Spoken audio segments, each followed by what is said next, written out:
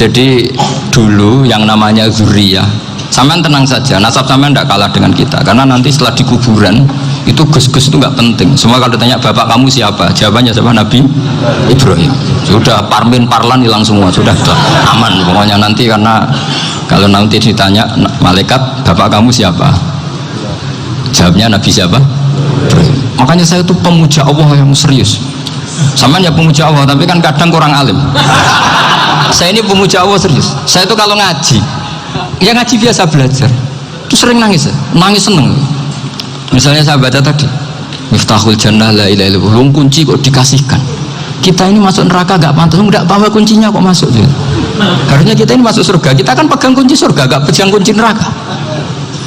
Maka aneh kalau kamu masuk neraka itu aneh. Coba kita pegang kunci surga apa kunci neraka? Tapi kadang teman saya suon rokok rano kunci ini. Karena tidak ada pintunya. Terus saya bilang, kamu kok tahu? Memangnya mau ke sana, kata saya.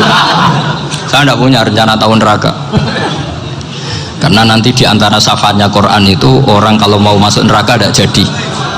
Ya nggak apa-apa ya, diatur sendiri. Jadi di antara syafaatnya Quran itu orang nggak jadi masuk neraka. Jadi syafaat itu ada dua, dari neraka diangkat ke surga, dan itu bisa lama itu. Tapi kalau syafaatnya Quran itu yang belum masuk neraka supaya nggak jadi masuk neraka. Karena neraka juga punya aturan, dia juga kena aturan fikih. Jadi betul ini, saya ada guyon. Jadi kena konstitusi apa? Fikih. Sama tak ceritani syafaatnya Quran itu ada orang itu beling itu fasik. Itu dihafal surat Tabarok. Hafal betul. Tabarakalladzi biyadihil mulku wa huwa ala kulli syai'in qadir alladzi khalaqal mauta wal hayata. Pertanyaannya gini, boleh enggak orang menginjek surat Baqarah? Boleh enggak? Enggak. Padahal orang hafal Quran itu artinya ayat itu ada di hatinya. Fa inna wa ta'ala la yu'adzibu qalban wa al-Qur'ana. Allah tidak akan menyiksa hati yang menyimpan Quran, yang jadi flash disknya Quran, yang jadi rekaman Quran. Singkat cerita orang ini hafal. Pas ketemu Mungkar Nakir prosedur kan, ini orang fasik mau diantemin sama Mungkar Nakir. Prosedur ya, dia kan prosedur standar. Si surat Tabarak akhirnya menjelma jadi seseorang yang gagah berani. Kamu nggak boleh nyiksa orang ini, saya ini kalamullah. Kalau kamu nyiksa dia berarti nyiksa saya. Kamu berani sama kalamullah? Wah ya tidak berani jadi Mungkar Nakir. Tapi orang itu nakal, harus saya gebukin. Tapi kata Quran tadi, tapi saya di situ pasti kena saya. Oh debat, nggak ada lajnahnya ini gak ikut. Kalau Gus Wirjon ikut jadi lajnah. Kalau jadi lajnah pasti kroninan. Kalau santrinya dimenangkan nanti. Akhirnya debat. Ya sudah kita ketemu Allah. Akhirnya Mungkar Nakir sama Quran tadi surat Tabarok datang sowan sama Allah. Terus kata Allah, memangnya kenapa Mungkar Nakir? Saya harus nyiksa dia karena dia fasik ya Allah. Memangnya kenapa surat Tabarok? Saya ada di situ. Menurut aturan orang tuh nggak boleh injak Quran. Kalau dia nuduh saya nuduh Quran, itu harus dikasih tahu fikihnya Mungkar Nakir. Akhirnya Allah ngintikan gini ke surat Tabarok, ya sudah terserah kamu. Kalau terserah pulau Gusti, Mungkar Nakir nggak boleh nyentuh orang ini. Ya sudah selamat. Sehingga terus itu sampai baca di termasuk mujizatnya surat Tabarok di tafsir Ibnu Katsir banyak. Karena tadi logikanya malaikat itu juga kena aturan fikih. Sehingga banyak ulama termasuk Said Muhammad ngendikan pertanyaan Mungkar Nakir itu tidak semua orang kena. Kalau semua orang kena, nanti kalau tanya Nabi Muhammad, waman nabiyuka? Kacau kan jamnya. Nabi kamu siapa? Saya ini nabi. Ya kan? Lah nanti kalau pas ketemu Nabi Ibrahim, waman abuka? Jadi repot kan? Makanya ada kiai yang guyon kalau ditanya marab buka, saya ini guru tauhid sembrono. Saya ini ngajar Ummul Barohin, kamu tanya marab buka. Masyhur itu keramatnya Imam Malik itu. Ada ashabu Malik, rajulun min ashabi Malik, beliau ditanya Mungkar Nakir marab buka manabuka. Imam Malik datang, ini seumur-umurnya itu ngajar tauhid. Kok kamu gede ini gak sopan kamu. Dan kita berharap barokah sampean ngaji nanti itu. Malaikat itu anak sungkane itu. Jadi itu. Dan saya meskipun guyon itu serius. Bedanya orang alim sama ndak itu di situ. Kalau orang alim itu guyon itu masih bener, masih serius. Coba saya bacakan ayatnya. Ala inna auliya Allahi la khaufun alaihim wa lahum yahzanun. Terus lahumul busyra fil hayatid dunya fil akhirah. Artinya kalau mungkar nangkir dengan penampilan garang gitu, berarti ada ketakutan apa enggak? Ada. Padahal ciri utama walinya Allah tidak ada ketakutan. Makanya itu termasuk dalilnya Sayyid Muhammad. Tidak semua orang alami seperti itu, karena wali-wali itu la khaufun alaihim wa lahum yahzanun. Wah anak kiai ketemu karena kerja buat tidur wedek. Iku rezeki ora kalau pertanyaan itu nak konan santri piye. Lho isen wis kiai dihanjuti mau karena nakir. Malu gak kira-kira? Mesti pelengane konan santri piye. Nah jawabannya gampang karena pernah ngajar tauhid. Makanya Sayyidina Ali ini ceritanya ada di kitab Nurul Dholam. Zaman lihat di kitab Nurul Dholam karangannya Syekh Nawawi Banten. Itu Sayyidina Ali itu ya, andikan orang biasa mungkin ya agak-agak hasud, tapi ini wali gak boleh kamu katakan hasud. Dia itu mangkal sama Umar. Orang kok setiap orang pernah dibentak, apa dia berani bentak mungkar nakir? Penasaran dia. Bagaimana kerengnya Umar itu berlanjut enggak gitu kira-kira. Akhirnya minta, ya Allah saya minta kasyaf. Ya karena yang minta Sayyidina Ali karena mau wajah dituruti sama kasyaf. Dilihat Sayyidina Umar pas meninggal itu. Jadi hasud itu ya kadang penting asal baik. Loh betul, bahasa Kanjeng Nabi kadang la hasada illa fisnaten. Itu Nabi bahasakan ya hasad. Gus Firson aja yang nafsirkan ghobtoh itu kan gaya-gayanan sebagai ulama. Aslinya Nabi ngendikan itu la hasada illa fisnaten. Ulama yang ganti itu namanya ghobtoh. Wong Nabi sendiri nyebut hasad loh, kamu tafsiri ghobtoh. Ya hasad ya hasad. Udah ada usah ditawil pokoknya gitu. Kalau sama nggak percaya nggak apa-apa. Gitu aja kok repot. Karena sama nggak percaya kemungkinannya dua. Satu nggak ngerti. Dua sama-sama alim. Kan dari awal kalau sama-sama alim kan laisali alimin ayuqallida aliman akhor. Kita nggak perlu saling mengikuti. Ngapain hasud? Biasa aja. Akhirnya Sayyidina Ali kasih. Pas Umar bangun, setelah mati kan bangun, setelah meninggal bangun. Mungkar nakir datang dengan perang yang sangat garang. Itu digambarkan Sayyidina Ali, matanya itu kalkidril ghali, kayak apa kendil yang apa menganga. Seru. Sayyidina Ali senang, paling takut ini Umar. Senangnya bukan main, wah ini mesti takut Umar. Biasa. Ternyata enggak, Umar malah bangkit. Woi, mungkar nakir aja. Kamu tahu menghadapi siapa?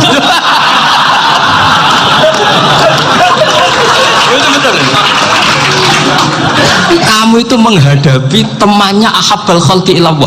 Yang diandalkan temannya bukan dia. Kamu tahu yang kamu hadapi, saya ini teman kekasihnya Allah. Jadi boleh kamu mengandalkan Mbak Virjon. Tapi nanti resikonya mungkar nakir tanya, itu Virjon siapa? Wah itu masalah kan. Makanya syaratnya wali itu harus ma'rufun fis sama. Di langit sudah populer. Makanya dulu ada orang yang saking seninya Abdul Qadir ditanya apa saja jamnya Abdul Qadir Al-Jilani, itu aman karena beliau populer. Makanya program kita harus populer dulu di langit. Nah, itu nanti kalau dicatut oleh santri-santri nggak apa-apa. Kalau nggak populer nanti dicatat itu siapa? Masalah ini. Umar itu yang dibanggakan itu, kamu tahu saya siapa? Ya tidak tahu, saya ini temannya kekasihnya Allah. Temannya Muhammad, iya Muhammad Rasulullah. Mikir, waduh repot. Loh di dunia aja gitu kan, temannya presiden, temannya panglima, apalagi ini temannya Sayyidul Awalin wal Akhirin. Di dunia aja bilang temannya presiden, menteri, orang sudah takut, apalagi ini temannya Sayyidul Awalin. Hanya mungkar nakir terus konfirmasi sama Allah, gimana ya Allah ini ngadepi. Sebetulnya diadalkan itu temannya, bukan dia. Wah, akhirnya sama Allah dibilang, ya bu, ya sama seorang seperti itu bu yang sopan. Terus semenjak itu mungkar nakir itu nggak selalu berpenampilan seperti itu sangat. Jadi semoga itu konsisten sampai nanti. Jadi kamu kalau ingin nggak takut mungkar nakir, jadi wali dulu. Karena syaratnya tadi hanya wali sing la khaufun alaihim wa lahum yahzanun lahumul busyra fil hayatid dunya fil akhirah. Jadi orang itu kalau ngaji itu harus khatam. Jangan semuanya kena pertanyaan. Dan kalau semuanya kena pertanyaan nanti repot. Kalau Nabi Muhammad ditanya waman Nabi juga. Nabimu siapa? Lu kan terus jadi aneh. Jadi makanya ketika Sayyid Muhammad semua ulama lah, nggak ada am kecuali ditaksis, kecuali sifatnya Allah. Misalnya bikulli syai'in alim, ya benar-benar bikulli syai'in. Tapi kalau am semuanya pasti ada taksis, meskipun dalam muhawarah muhadasah biasa. Misalnya contoh gampang, istri kamu baru seneng kamu, mas nak pengen apa-apa itu lapor aku, gak apa-apa mas, mesti aku seneng gak sama lapor. Iku dia aku pengen wayo, aku langsung jadi apa wae. Mesti apa wae maksudnya kecuali itu gitu. Padahal kalau ngomong mas sampean ingin apa saja tak dukung, sampean bilang pengen ku iku wayo. Kira-kira disetujui apa enggak? Sama seperti kita kalau punya teman akrab, wah senang omahku gak apa-apa, anggap aja omahmu dewe, terus mlebu-mlebu kamar. Jadi tidak ada am kecuali di taksis. Artinya kalau ada cerita bahwa orang mati pasti ngalami ditanya mungkar nangkir, itu pasti ada am yang di taksis. Itu pasti tidak dialami para anbiya, para auliya, karena ciri utama wali itu la khaufun alaihim walahum yahzanun. Kemudian saya yang mau cerita ya, supaya sampean bisa menghadapi dunia global ini, tak bawa tafsir Munir termasuk tadi. Kenapa orang Islam, Rasulullah SAW itu lebih senang kalau yang menang itu orang Nasrani Romawi, ketimbang yang menang itu orang Faris, dalam hal ini ateis. Karena orang ateis itu lebih ngeri. Sebetulnya beberapa penemuan sains, terutama di ilmu medis, itu orang Amerika, kayak cloning.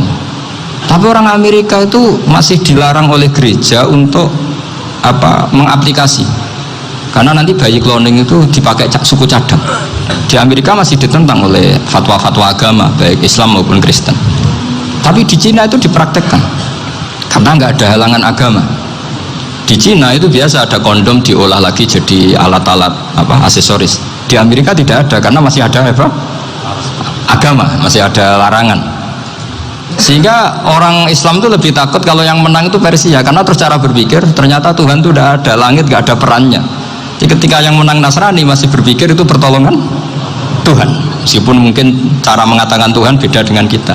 Tapi ada satu kesamaan bahwa kekuatan samawi itu ada. Itu disebut ghulibatir rum fi adnal ardi wa hum min ba'di ghalabihim saghibun.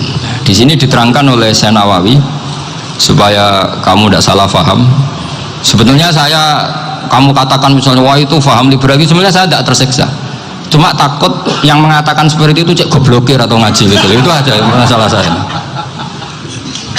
Ini saya baca ini karangannya Syekh Nawawi, karena tadi kata Mbak Firjon, ngaji itu harus sama orang yang bersanad.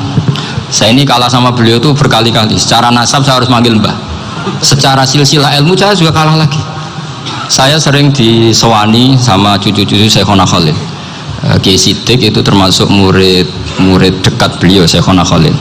Kalau itu berarti kan Gus Wirjon, Ahmad, terus Mbah Siddiq. Mbah Siddiq ngaji Syekhona Khalil. Syekhona Khalil itu pernah ngaji langsung sama Sayyid Zaini Tahlan. Berarti beliau dari Sayyid Zaini Tahlan itu baru generasi kelima. Sementara saya itu sudah ke-7 atau ke-6. Saya, Mbah Mun, Mbah Karim misalnya, Mbah Hashim, Mbah Mahfud Termas, Sayyid Abi Bakar Sato yang arangnya Anatul Tolibin, baru Sayyid Zaini Tahlan. Berarti saya ke-7, kalah lagi. Tapi untuk jadi wali biasanya cepat saya. Karena syaratnya jadi mbah itu ngalah demi putu. Jadi kalau beliau ngotot, saya dulu Gusti, saya mbahnya, wah itu mbah yang nggak baik. Pasti jatahnya dikasihkan apa? Cucunya dulu. Makanya Abdul Muthalib itu orang yang dapat wangsit, tapi yang jadi nabi itu cucunya. Jadi dalil saya banyak.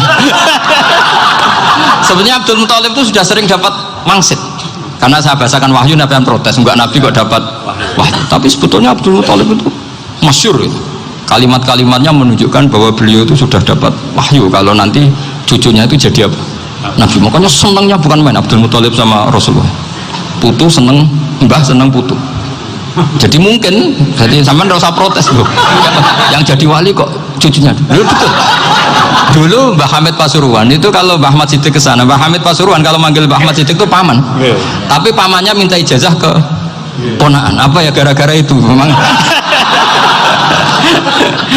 Kalau itu masih berlaku apa? Ngalah tadi. Kayaknya masih apa? Hawannya masih gitu. Hawannya masih. Karena melihat tren-tren langit masih gitu kayaknya masih. Masih itu. Ya, tapi mbahnya tetap dapat jatah, tenang saja nanti. Tapi memang sebaiknya mbah itu legowo. Rasulullah Muhammad SAW itu terkenal min dzurriyyati Ibrahim. Tapi kata Rasulullah, ana dakwatu Ibrahim wa bisyaratu Isa. Aku nganti ngene iki barokah dongane Nabi siapa? Ibrahim. Jadi dongane Nabi Ibrahim ya tipe teng putu. Jadi banyak bukti bahwa jatuhnya ke putu gitu. Tadi saya di kamar sama beliau berduaan. Nih mbah sing dadi wali di sini, aku webah. Cocokan tadi. Nah, kenapa saya akhir-akhir ini gulirkan daftar wali? Kenapa? Saya ini resah ya, orang sudah ingin dicintai pejabat, dicintai tetangga, dicintai teman. Tapi kadang-kadang orang lupa lagi dicintai Allah. Makanya saya meskipun guyon, tapi ini amdan, bukan sahwan. Supaya orang punya cita-cita lagi jadi wali, ingin dicintai Allah. Kita ini terlalu lama ingin dicintai makhluk. Boyau naik kelas sedikit lah. Ingin dicintai Allah Subhanahu wa Ta'ala. Meskipun saya guyon, tapi tadi guyon saya tuh lebih serius ketimbang serius Anda. Karena tak pikir saya tuh kalau pergi itu seneng ngebis, bukan karena saya tidak punya mobil, tapi saya sering mau butuh itu supaya gak diganggu, karena saya tuh harus punya waktu sendiri. Kalau ngebis kan ketemu orang gak kenal, tapi sekarang ya gak susah, banyak yang kenal. Dan susahnya lagi gak minta ijazah, minta foto. Repot tuh. Mau dibenci itu umatnya Rasulullah Shallallahu Alaihi Wasallam, mau disetujui itu sanatnya mana? Kalau ketemu orang alim minta apa? Foto. Itu nggak ada sanatnya. Nggak tahu saya itu mazhab dari mana itu. Ya mazhab milenial yang jelas itu kan. Ini tak baca ya biar dapat, karena ini kenangan saya sama Mbah Ahmad Siddiq. Saya masih ingat betul beliau ngisi khalnya Mbah Abdullah bin Umar, berarti abahnya Mbah Hamid. Karena mbah saya itu Fatimah binti Khalid bin Umar, kalau Mbah Hamid itu Hamid bin Abdullah bin Umar. Itu saya masih ingat betul zaman itu Mbah Hamid siap khol di Lasem itu rawuh, dan saya derek mbah saya karena masih misanan datang ke Lasem. Itu beliau pas itu ngisi sama Mbah Mun. Mbah Mun masih muda, Ki Ahmad Siddiq sepuh senior. Itu beliau cerita bahwa dulu ketika Indonesia dijajah Jepang itu para kiai mimpi dibacakan ayat khulibatir rum fi adnal ardi wa hum min ba'di walabihim. Terus ada kiai yang tanya, takwilannya gimana? Ya nanti Jepang pulang bukan karena kita yang mengalahkan, tapi Jepang ada yang mengalahkan sendiri meskipun tidak kita. Kayak dulu Faris tidak dikalahkan Islam tapi dikalahkan Romawi, tapi yang senang umat Islam. Wa yauma idzi yafrahul mu'min. Itu luar biasa ulama-ulama kita. Delalah kejadiannya Indonesia seperti itu, yaitu kita tidak mengalahkan Jepang, tapi Jepang pulang sendiri karena dikalahkan apa? Sekutu.